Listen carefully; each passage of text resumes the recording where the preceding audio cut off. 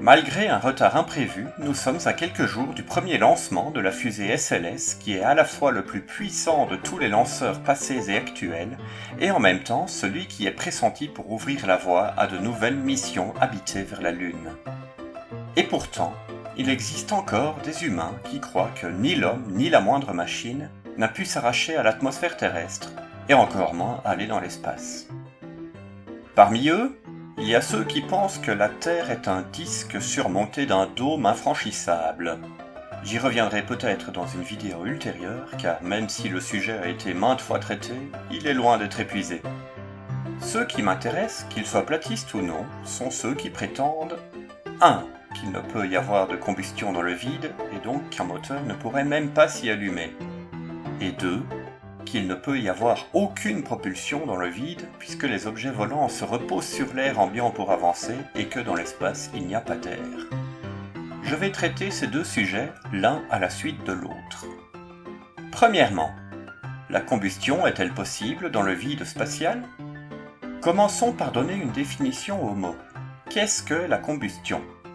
La combustion, c'est une réaction chimique qui fait qu'un comburant, généralement de l'oxygène, s'associe avec un matériau tout en provoquant de la chaleur. Ainsi, la rouille est une forme de combustion lente. Mais il y en a de bien plus rapides qui sont à l'origine d'un phénomène que l'homme a domestiqué depuis des centaines de milliers d'années, le feu. Soit dit en passant, dans la vie de tous les jours, je suis instituteur. Et parmi les branches que je préfère enseigner, il y a ce qu'on appelle en Belgique l'éveil scientifique. J'ai donc déjà été amené à faire comprendre à des enfants les concepts de carburant, de comburant et de combustion, notamment à travers une expérience toute simple. Voici une bougie allumée.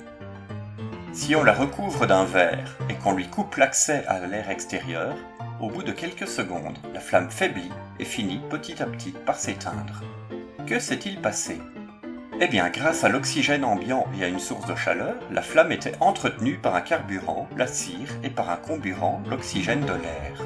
En enfermant la flamme sous un verre, j'ai coupé l'approvisionnement en oxygène de la flamme. L'oxygène contenu sous le verre a donc fini par s'épuiser et la flamme par s'éteindre.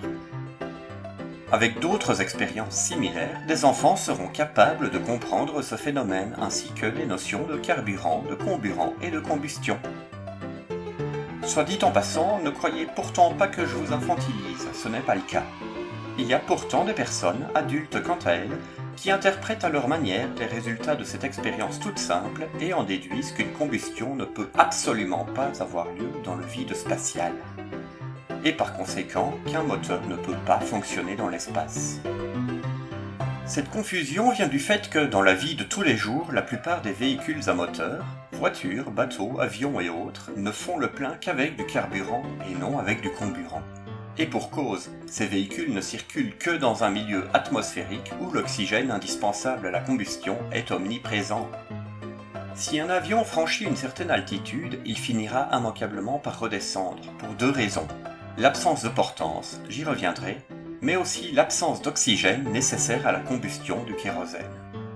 Pour un engin spatial, le problème ne se pose pas.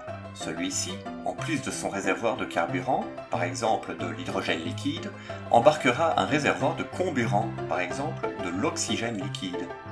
Les deux, en se rencontrant dans une chambre de combustion, produiront une réaction chimique extrêmement puissante. Et ce, quel que soit le milieu dans lequel opérera l'engin. Dans l'air, dans l'eau ou dans le vide, ou même dans de l'hélico. Je ne suis pas sûr que quelqu'un ait un jour essayé, mais j'ai de bonnes raisons de penser que cela fonctionnera. Ou alors l'hélico détient des propriétés qui défient les lois de la physique, en plus de ses incroyables propriétés gustatives. Mais je m'égare. Deuxièmement, parlons de la propulsion. Selon ces mêmes personnes citées plus haut, celle-ci serait impossible dans le vide.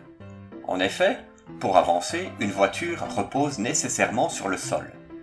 Si vous suspendez une voiture dans les airs, elle aura beau faire tourner ses roues aussi vite qu'elle le pourra, elle n'avancera pas. Mais, me direz-vous, un avion ne repose pas sur le sol et pourtant il avance. Et d'une certaine manière, vous n'avez pas tort. D'autant plus qu'un avion serait totalement incapable de se mouvoir dans le vide. Le problème, c'est que ces personnes dont je parle confondent deux phénomènes physiques. Celui qui permet aux avions de se maintenir en l'air et celui qui leur permet d'avancer. même si le premier dépend du second. Ce qui permet à un avion de se maintenir en l'air, c'est ce qu'on appelle la portance. Une différence de pression due à la forme des ailes fait que l'avion, à une certaine vitesse, est comme aspiré vers le haut. Mais justement, la portance dépend de la vitesse. Si un avion n'avait pas d'ailes, il se comporterait comme une voiture. Et en dessous d'une certaine vitesse, la portance ne serait plus suffisante et l'avion perdrait de l'altitude, voire finirait par décrocher. Cependant, encore une fois, nous ne parlons ici que de ce qui permet à l'avion de se maintenir en l'air, pas de ce qui lui permet d'avancer. Ce qui lui permet d'avancer, c'est la troisième loi de Newton. Toute action exercée sur un corps dans un sens entraînera une réaction identique dans un sens opposé.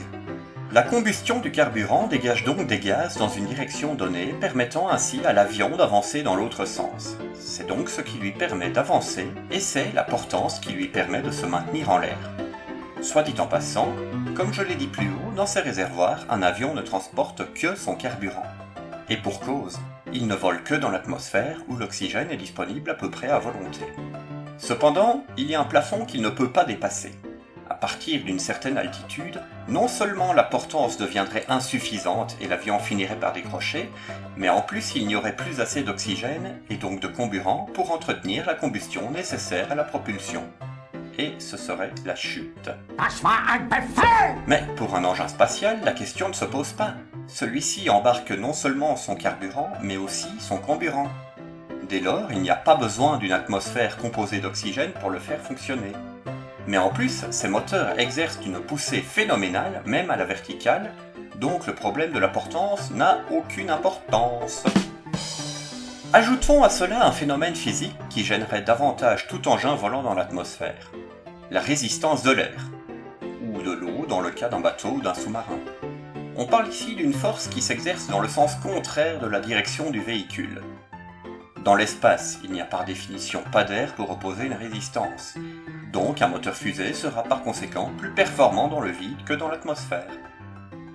Pour conclure, non seulement la combustion dans le vide spatial est possible, mais en plus la propulsion qu'elle y induit est en l'occurrence plus puissante que dans l'atmosphère. Merci de votre attention.